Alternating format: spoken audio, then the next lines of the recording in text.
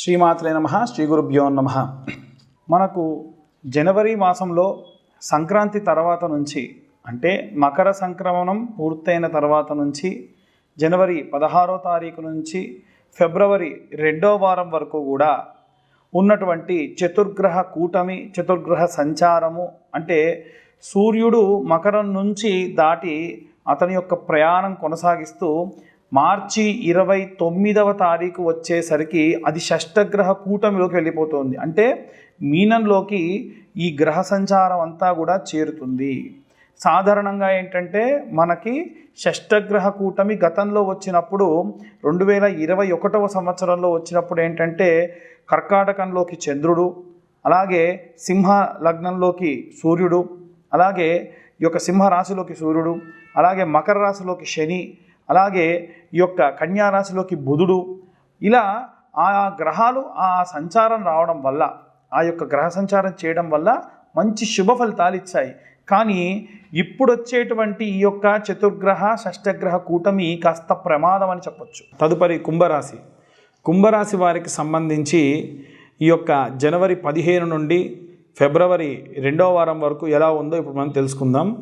వాస్తవంగా కుంభరాశి వారికి శని తిరోగమనం ప్రారంభమైందని గతంలో మనం చెప్పుకున్నాం కదండి. దానివల్ల కాస్త స్వస్థతకు చేకూరినటువంటి వాతావరణమే అధికంగా కనిపించినప్పటికీ ఇప్పుడు అది మీనంలోకి అంటే మార్చి 29వ తారీఖు వరకల్లా షష్టగ్రహ కూటమి సంభవించే అవకాశం ఉంది కనుక ఆ సమయంలో ఈ గ్రహాలన్నీ కూడా ఒక్క మీనరాశిలోకి ప్రవేశిస్తున్నాయి.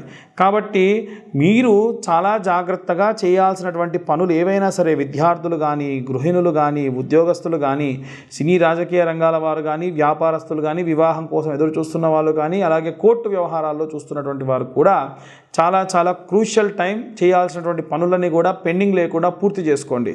ఎందుకంటే ముందు మీరు ఏం చేయాలనుకున్నా ఆ గ్రహ సంచారం వల్ల మీరు అనుకున్న పనులు పూర్తి కాకుండా పెండింగ్ పడుతూ ఉంటాయి. ఎందుకంటే చిన్న ఉదాహరణ చెప్తే మీరు అందరూ అర్థం చేసుకోగలరు.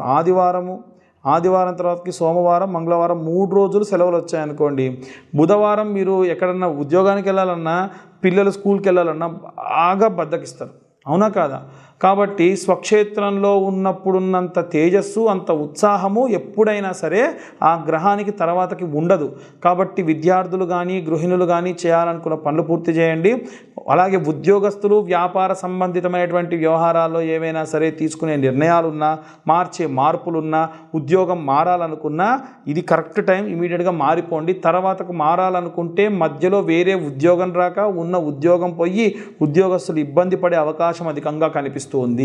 అలాగే సినీ రాజకీయ రంగాల వారు, ఇది ఇంతకు ముందే మనం చెప్పుకున్నాం, చాలా విశేషమైనటువంటి పబ్లిక్ పోర్టల్లో ఉండేటువంటి మనుషులు వీళ్ళందరూ. కాబట్టి ఖచ్చితంగా మీరు చేయాల్సినటువంటి పని ఏమిటి అనంటే, మీరు తీసుకునేటువంటి నిర్ణయం తీసుకొని ముందు అంటే ఈ ప్రాజెక్ట్ అయిపోయిన తర్వాత ఇంకో ప్రాజెక్ట్ అయిపోయిన తర్వాత ఇంకో ప్రాజెక్ట్ అన్న టైం పెట్టేసుకొని దానికి సంబంధించి సంతకాలు ఏమైనా తీసుకునేటువంటి అడ్వాన్సులు తీసేసుకోండి. ఖచ్చితంగా విశేష ఫలితాన్ని మీరు పొందగలరు. ఇక ప్రత్యేకంగా మనము ఏవైనా సరే వివాహం కోసం ఎదురు చూస్తున్న వాళ్ళు ఎవరైనా ఉంటే కనుక మీరు వీలైనంత వరకు అబ్బాయిలైతేనేమో కన్యాపాశుపతము, అమ్మాయిలైతేనేమో వరపాశుపత హోమాన్ని చేయించుకోండి. విశేష ఫలితాన్ని పొందగలరు. ఇక ఎవరైనా సరే కోర్టు వ్యవహారాల్లో ఇబ్బంది పడుతున్న వాళ్ళైతే రాత్రంతా కూడా క్యాబేజీ వేరుని పాలలో నానబెట్టి మరుసటి రోజు ఉదయాన్నే ఆ వేరుని నోట్లో పెట్టుకొని మీరు కోర్టుకు వెళ్ళడం వల్ల ఖచ్చితంగా మీరు వెళ్ళేటువంటి పని సఫలీకృతం అవుతుంది. ఇక షష్టగ్రహ కూటమి వల్ల అలాగే చతుర్గ్రహ కూటమి వల్ల ఎలాంటి ఇబ్బందులు వస్తాయి, దాన్ని ఎలాంటి రెమెడీస్ పాటించాలనే విషయాన్ని ఇప్పుడు మనం తెలుసుకుందాం. ఎందుకంటే అన్నీ కూడా ఉచ్చస్థితిలో కంటే కూడా నీచ స్థితిలోకి వెళ్ళిపోయి కేవలం శుక్రగ్రహం ఒకటి చాలా అనుకూలంగా ఉందని చెప్పొచ్చు. ఇక ప్రత్యేకంగా చూసుకున్నట్టయితే కన్యారాశి వారికి, సింహరాశి వారికి బాగుందని చెప్పొచ్చు. అయితే అన్ని రాశుల వారికి కూడా బాగుండాలి అంటే మనం ఎలాంటి రెమెడీస్ చేసుకోవాలి, ఎలాంటి ప్రతిఫలాన్ని పొందాలి? ఇక్కడ మనం చూసుకున్నట్టయితే సూర్యుడికి శనికి పడదండి. తండ్రి కొడుకులకు విపరీతమైనటువంటి వైరము.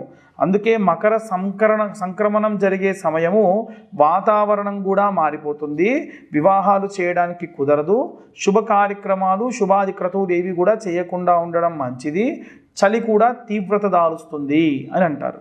కాబట్టి ఎట్టి పరిస్థితుల్లో ఈ సమయాల్లో ఎవరైనా నూతనంగా ప్రారంభించేటువంటి వ్యాపారాలు ప్రారంభించకుండా ఉండడం మంచిది. అలాగే వీలైనంత వరకు కూడా ఆదిత్య హృదయాన్ని అందరూ కూడా చదువుకోవడం మంచిది. ఇప్పుడు నేను చెప్పేటువంటి శ్లోకము ఈ యొక్క 25 రోజుల పాటు, అంటే జనవరి 14, 15వ తారీఖు నుండి ప్రారంభించి ఫిబ్రవరి 2వ వారం వరకు కూడా ఈ మంత్రాన్ని ప్రతిరోజు ఉదయాన్నే చదవడం అన్ని వర్గాల వారికి, స్త్రీలనే కాదు, ఉద్యోగస్తులనే కాదు, అలాగే విదేశాలకు వెళ్ళాలనుకునే వారే కాదు, అలాగే ఏదైనా కోర్టు కేసులు ఉన్న వాళ్ళే కాదు, అందరూ కూడా ఈ మంత్రాన్ని చదవచ్చు. ఆ మంత్రం ఏమిటంటే జపాకుసుమ సంకాశం కశ్యపేయం మహాద్యుతిం తమోరిం సర్వపాపజ్ఞం ప్రణతోస్మిన్ దివాకరం. లేదా సూర్య అరిష్టేతు సుసంప్రాప్తే సూర్య పూజాంచ కారయేత్ సూర్యధ్యానం ప్రవక్ష్యామి ఆత్మపీడోపశాంతయే. ఈ యొక్క మంత్రాన్ని చదవాలి.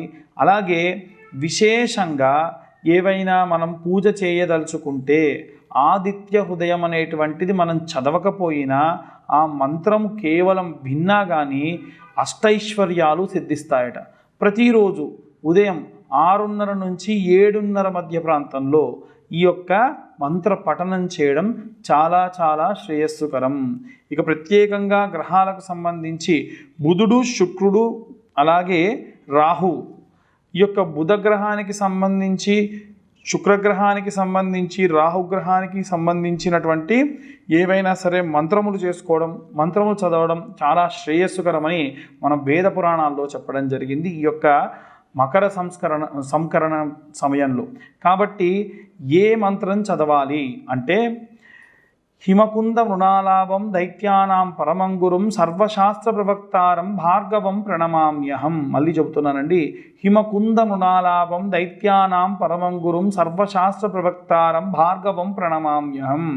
ఈ మంత్రాన్ని రోజు ఉదయాన్నే లేదా అసుర సంధ్యా సమయంలో చదివితే చాలా మంచిది. ఎందుకంటే అసుర సంధ్యా సమయానికి శివగణములన్నీ కూడా భూమంతా సంచరిస్తున్న సమయంలో మనము శివనామ స్మరణ చేసిన, ఈ యొక్క శుక్రాచార్యుడి మంత్రం చేసిన రాక్షసులు, భూతప్రేత పిశాచాలు, గ్రహాలను ఇబ్బంది పెట్టేటువంటి ఇతర గ్రహాలు ఏవి రాకుండా శాంతి కూరుతాయి. ఎందుకంటే రాక్షసులందరికీ కూడా గురువు కాబట్టి రాహుగ్రహానికి, శుక్రగ్రహానికి ఈ మంత్రం చదివిన స్వస్థత చేకూరుతుంది. ఇక ఉదయము లేదా సాయంత్రము మీ ఇంట్లో ఏదైనా చాంటింగ్ చేయదలుచుకుంటే ఓం నమో భగవతే నారాయణాయ నమః అనేటువంటి మంత్రాన్ని చాంటింగ్గా చేసుకోవడం చాలా చాలా ఉత్తమం.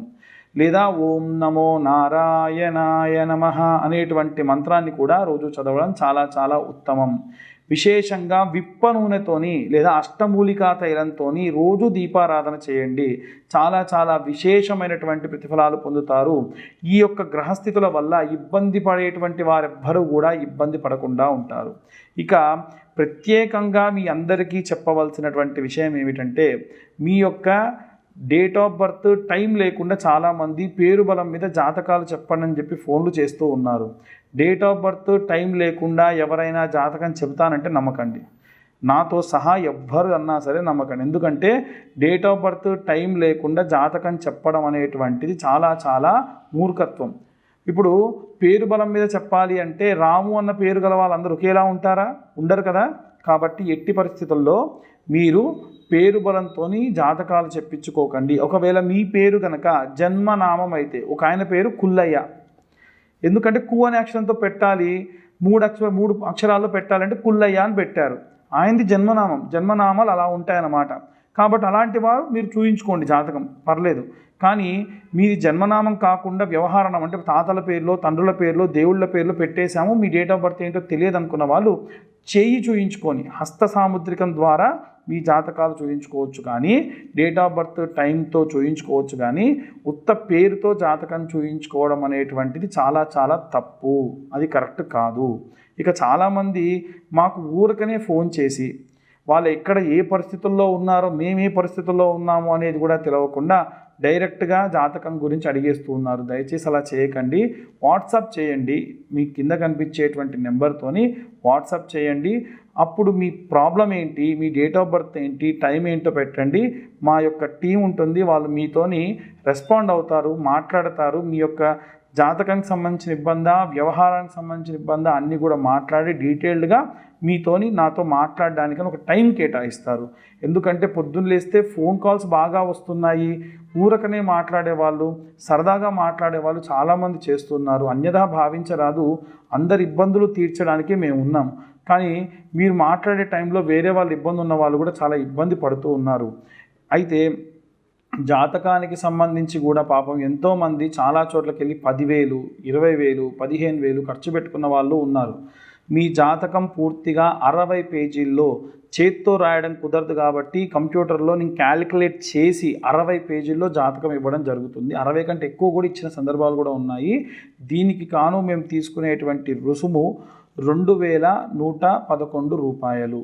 ఇవి ఇంతకు మునుపే మేము చెప్పాము. జనవరి 1వ తారీఖు వరకు మాత్రం తక్కువ తీసుకుంటాము, తర్వాత నుంచి పెంచుతున్నామని చెప్పాము. అన్యదా భావించరాదు. కాస్త ఇబ్బంది ఉన్న వాళ్ళు మాతో కాంటాక్ట్ చేసి మాట్లాడి డీటెయిల్స్ అన్నీ కూడా తెలుసుకొని జాతకాన్ని పక్కాగా తెలుసుకోవడం చాలా ఉత్తమము. మీ జాతకం గురించి మీతో మాట్లాడి అలాగే మీకు సంబంధించినటువంటి జాతక విశ్లేషణగా మీతో ఒక అరగంట సేపు మాట్లాడి ఏవైనా రెమెడీస్ చెప్తాము. ఊరికనే ఫోన్ చేసిన వాళ్ళు ఎవరికి కూడా హోమాలు చెప్పము. మాకు ఊరికనే ఫోన్ చేసి హోమాలు చేయించుకుంటామనే వాళ్ళు కూడా ఉన్నారు. అవసరమైతేనే హోమాలు చేయించుకోండి, డబ్బు వృధాగా ఖర్చు చేయకండి.